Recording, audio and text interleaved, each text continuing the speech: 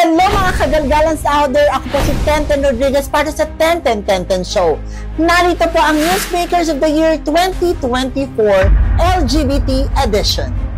Para sa ating number 10, hindi makakaila ang kagandahan at tusan mga trans Pinay sa taong 2024. Mas lalo sila nagniningning at nagbibigay ng karangalan para sa kanilang sarili, sa komunidad at lalo na sa ating bayan. Naging usap-usapan ang tagumpay ni Kirk Popioleg sa huling episode ng Queen Philippines at si Maria Sofia Arcangel sa Miss International Queens sa bansang Thailand. At kamakailan lamang si Patricia Payumo na nag-uwi ng kauna-unahang corona para sa ating bansa sa pagkapanalo sa Miss Char International 2024. Sa haba-haba ng prosesyon, sa simbahan din daw ang tuloy para sa TV personality na si Kalad Karen na ngayon ay si Jervy Wrightson. Matapos ang mahabang panahon ng kanilang relasyon, tuluyan na kinasal sa kanyang long-time boyfriend. Tunay ngang natupad na ang kanyang pangarap bilang isang tunay na babae. Wika nga ng karamihan, sana all. Social media personalities, mga personalidad tulad ni Esnir, Queen Dora, Paypay, Sasa Girl, Steven Basil at ang kaibigan nating si Buraot Queen. At napakarami pang ibang mga nagre-reyna at nagahari sa makabagong mundo ng social media. Sila ang mga nagbibigay kulay sa taong ito sa pamamagitan ng pagmimigay ng mga magaganda at mga nakakaaliw na kwento na tunay namang kinagigiliwan ng mga nakakarami sa atin. Marina Summers, ang pag-usbong ng isang bituin. Si Marina Summers ay isa sa mga pinakamaningning na pangalan sa drag entertainment industry ngayon. So mula sa simpleng pangarap, ipinamalas niya kanyang husay at karisma nagdala sa kanya sa rurok ng tagumpay.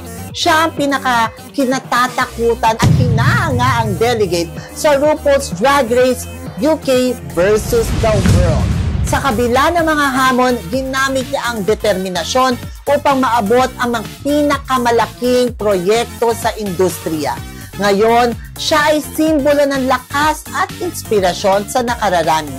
Patunay na ang bawat pangarap ay abot kamay basta't may dedikasyon at tapang.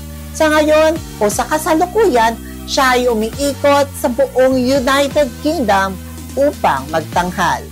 Arman Salod.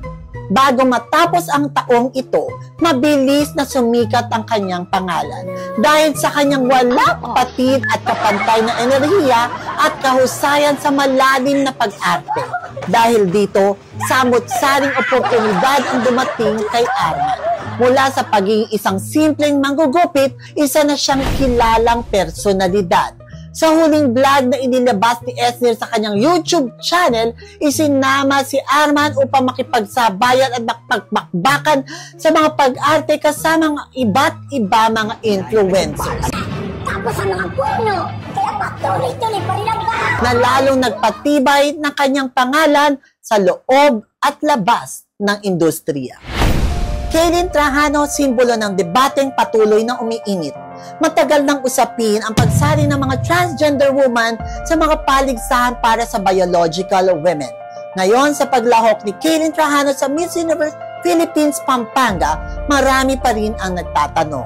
Isa ba itong pinto ang nagbukas ng oportunidad o isang pagkakataong madali namang maisasara? Ang kanilang pagsali ay maaaring maging simula ng mas malawak na pagtanggap sa LGBTQIA+ community, ngunit nananatili ring hati ang opinyon ng mga publiko.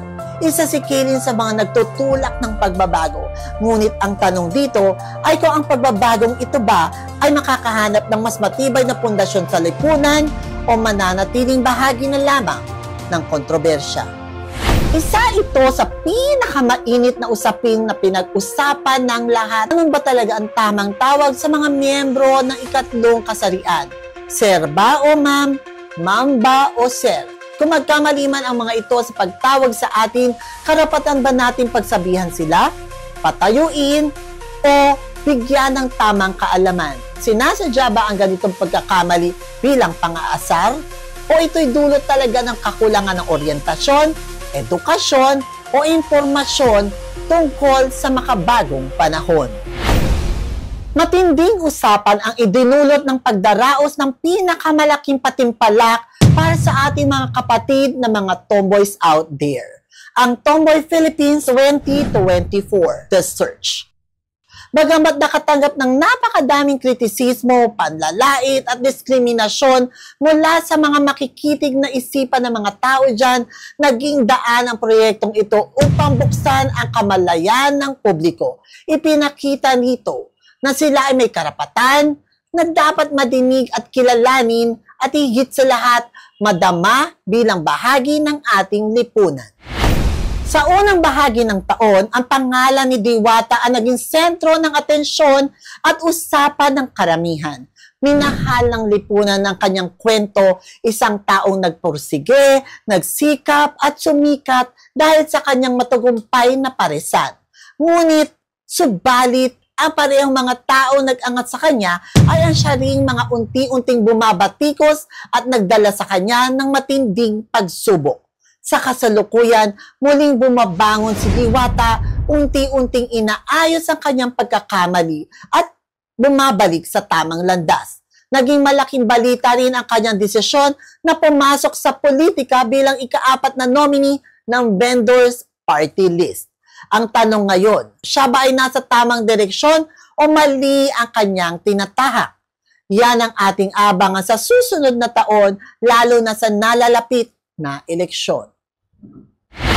Isa ito sa pinakamatinding pangyayari sa taong 2024. Isa itong labanan ng teritoryo, karangyaan, pera at kapangyarihan. Dahil sa makabagong pamumuhay at trabaho ng iilan, nagimit siya ito ng iba't ibang issue at suliranin. Nauwi sa bugbugan, alitan at kapatawaran ang lahat. Ngunit nananatili pa rin ang malaking katanungan. Nasagot ba ang mga pagkakamali? Sino ang tunay na may sala? Sino ang dapat sisihin? Natuto ba tayo o magiging bahagi lamang ito ng walang katapusang kompetisyon? Ang sagot ay nasa ating kakayahang matuto mula sa pagkakamali at bumuo ng maayos na kinabukasan. Ang taong 2024 ay taon ng pagsubok, galak at pagpupunyagi. Sa taong 2025, tayo ay matuto, magdiwang at piliin maging mabuting tao.